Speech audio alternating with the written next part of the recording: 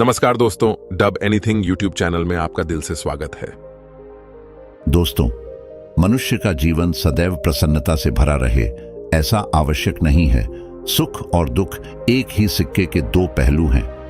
यदि मनुष्य के जीवन में दुख और बुरा समय नहीं होगा तब वह अच्छे समय के महत्व को कभी नहीं समझ पाएगा। कई व्यक्ति ऐसे होते हैं जब उनके जीवन में समस्याएं आती हैं तब वह बार बार यही कहते हैं कि आखिर अच्छा समय कब आएगा, किंतु अच्छा समय भाग्य पर निर्भर करता है। साथ ही हमारे कर्म भी अच्छे समय को हम तक पहुंचने में सहयोग करते हैं। मनुष्य के जीवन में होने वाली घटनाओं को ईश्वर तरह तरह से संकेत देकर उसे बताने का प्रयास करते हैं। जब मनुष्य का अच्छा समय आने वाला होता है तब ईश्वर उसे विभिन्न प्रकार से संकेत देकर बताने का प्रयास करते हैं कि तुम्हारा अच्छा समय जल्द आएगा, थोड़ा धीरज रखो। ऐसे में जानकारी के अभाव में व्यक्ति उन संकेतों का गलत अर्थ निकाल लेते हैं या फिर उनका स्वागत नहीं करते। इस प्रकार जब परेशानियां उनका पीछा नहीं छोड़ती हैं तब वह निराश हो जाते हैं। आज हम आपको इस वीडियो में बताने वाले हैं कि अच्छे समय आने की क्या संकेत होते हैं और किस प्रकार से इन संकेतों का स्वागत करना चाहिए। दोस्तों, गौतम बुद्ध की शिक्षा हर किसी के जीवन को नई दिशा दे सकती है।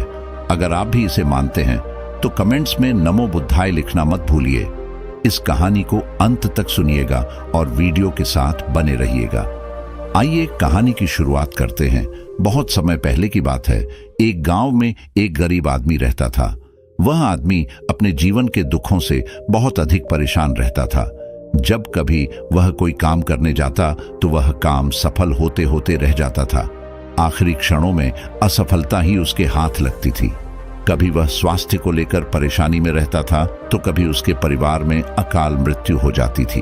वह अपने जीवन के दुखों से तंग आ चुका था। एक दिन की बात है, वह अपने घर के दरवाजे पर बैठा बैठा सोच रहा था। तभी उसके दरवाजे पर चिड़ियों का झुंड आया। वह पहले से ही परेशान था। चिड़ियों को देखकर उसने उन्हें भगाना शुरू कर दिया। सभी चिड़ियां उसके दरवाजे से दूर हो गई। उस व्यक्ति की यह विशेष आदत थी, जब भी वह किसी जानवर को अपने घर के आसपास देखता था तब उसे मारने और भगाने लगता था। साधु संतों को देखकर वह कभी उन्हें प्रणाम नहीं करता था, बल्कि मुंह फेर कर वहां से चला जाता था। आखिरकार लगातार परेशानी झेलते हुए जब उसकी हिम्मत टूट गई तब एक दिन उसने निर्णय ले लिया कि अब वह इस जीवन को समाप्त कर देगा। वह अपना घर छोड़कर गांव से बाहर चला गया और नदी को देखते ही उसमें छलांग लगा दी। लेकिन यह क्या, दो सन्यासियों ने उसे नदी के पानी से बाहर निकाल दिया। दरअसल जब वह नदी में छलांग लग रहा था वहां पर एक सन्यासी और उनके दो शिष्य बैठे हुए थे। उस व्यक्ति को नदी में छलांग लगाता हुआ देखकर सन्यासी ने अपने शिष्यों को आदेश दिया और उस व्यक्ति को पानी से बाहर निकाला गया। पानी से बाहर आते ही वह व्यक्ति सन्यासी के ऊपर चिल्लाया। उसने कहा कि आपने मेरी जान क्यों बचाई? मैं जीवित नहीं रहना चाहता, मुझे मरना ही होगा। सन्यासी ने उसे समझाते हुए कहा कि यह जीवन बहुत मूल्यवान है, तुम इसे इस प्रकार क्यों व्यर्थ कर रहे हो? आखिरकार जब समय पूरा हो जाएगा तब तुम्हें यह धरती छोड़कर जाना ही है। उस व्यक्ति ने कहा कि मैं अपने जीवन की परेशानियों से तंग आ गया हूं। मुझे समझ में नहीं आता है कि मेरा अच्छा समय कब शुरू होगा। मेरे जीवन में सब कुछ बुरा बुरा होता है। मैं लाख प्रयत्न करता हूं फिर भी सफलता नहीं मिलती है। सन्यासी ने कहा कि मैं तुम्हारी सहायता करूंगा।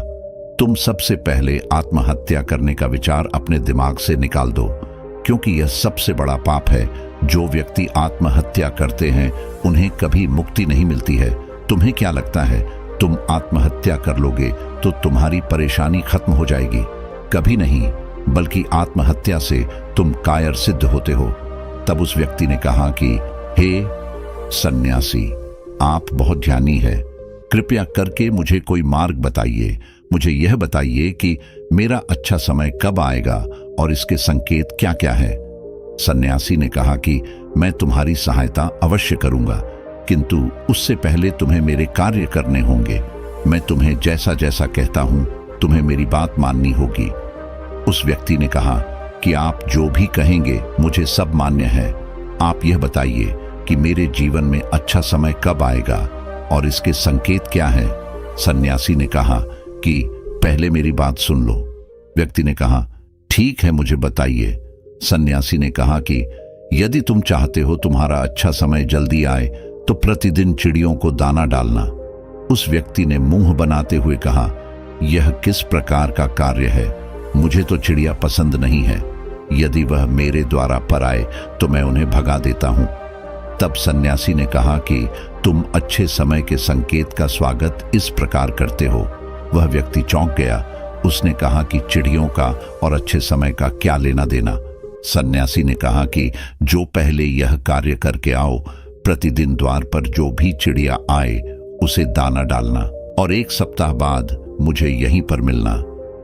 उस व्यक्ति के पास कोई और विकल्प नहीं था। उसने सन्यासी की बात मान ली और घर वापस चला गया। अब जब कभी उसके दरवाजे पर चिड़िया आती तो वह उन्हें दाना देने लगता। इस प्रकार लगभग 1 हफ्ते तक यह कार्य करने के बाद उसे लगने लगा कि उसे कुछ अच्छे समाचार प्राप्त हो रहे, शायद अब उसका जीवन बदलने वाला है। 1 सप्ताह बाद जब वह सन्यासी से मिला, उसने कहा कि उसने चिड़ियों को दान देना शुरू किया। अब उसे कुछ अच्छे समाचार मिलने लगे। सन्यासी ने उसे व्यक्ति को समझाते हुए कहा कि कई बार व्यक्ति अपनी परेशानी और अपने गुस्से में अपने जीवन में आने वाले अच्छे संकेतों को स्वयं से दूर कर देते हैं। जीवन में कुछ ऐसी आकस्मिक बातें होती हैं जिनके प्रभाव से यह पता चलता है कि जीवन में अब अच्छा समय आने वाला है। उस व्यक्ति ने कहा कि अब आप मुझे बताइए कि अच्छे समय के क्या संकेत है? सन्यासी ने बताना शुरू किया। उन्होंने कहा कि पहला संकेत चिड़िया, गौरैया इत्यादि का द्वार पर आना। 1 सप्ताह तक चिड़ियों को दाना देने के बाद तुम्हें यह समझ में आ गया होगा कि उनका हमारे जीवन में कितना महत्व है। दरअसल चिड़िया ईश्वर की प्रिय होती है। यह छोटे जीव बहुत ही निर्दोष होते हैं। जीवन में जब भी कुछ अच्छा होने वाला होता है तब ईश्वर उन्हें संदेशवाहक के रूप में मनुष्य के द्वार पर भेजते हैं। यदि मनुष्य उनका स्वागत अच्छे से करते हैं, उन्हें दाना पानी देते हैं, तब अच्छा समय जल्दी आता है। लेकिन यदि मनुष्य उनके साथ खराब व्यवहार करे तब अच्छा समय भी दूर चला जाता है। इसलिए हमेशा दरवाजे पर चिड़िया आए तो उसका स्वागत करना चाहिए। गाय का द्वार पर आना। गाय एक ऐसी जानवर है जो हमें दूध देती है। इस दूध को देवता अमृत समान मानते हैं। वेदों शास्त्रों में गायों की पूजा का भी विधान है। कहा जाता है कि जब कभी घर में रोटी बनती है तो पहली रोटी गाय को समर्पित करना चाहिए। जब कभी घर के आसपास गाय दिखाई दे तो उसे अच्छा संकेत मानते हुए रोटी अवश्य खिलाना चाहिए। गाय ईश्वर को प्रिय होती हैं। जो भी मन से गाय की सेवा करते हैं, ईश्वर उनके ऊपर प्रसन्न रहते हैं। गाय को कभी परेशान नहीं करना चाहिए, बल्कि उन्हें ईश्वर का संदेशवाहक मानकर सदैव उनके स्वागत करना चाहिए। स्वप्न में पितरों के दर्शन होना। यदि कभी भी स्वप्न में पूर्वजों के दर्शन हो तो इसे अच्छा संकेत मानना चाहिए। हमारे पूर्वज भले ही हमसे दूर होते हैं, किंतु किसी न किसी प्रकार से वह हमसे जुड़े होते हैं। उनका स्वप्न में आना अच्छे समय आने का संकेत होता है। वह हमें आने वाले अच्छे समय के लिए संदेश देने आते हैं। इसलिए जब कभी सपने में पूर्वजों के दर्शन हो तो इसे बुरा नहीं मानना चाहिए, बल्कि उसे अच्छा मानते हुए मन को प्रसन्न रखना चाहिए। अपने पूर्वजों के प्रति सदैव नतमस्तक रहना चाहिए और प्रतिदिन उन्हें ईश्वर मानकर प्रणाम अवश्य करना चाहिए। पूजा करते आंखों में आंसू आना। आमतौर पर पूजा पाठ नित्य कर्म होते हैं, यह प्रतिदिन करना चाहिए।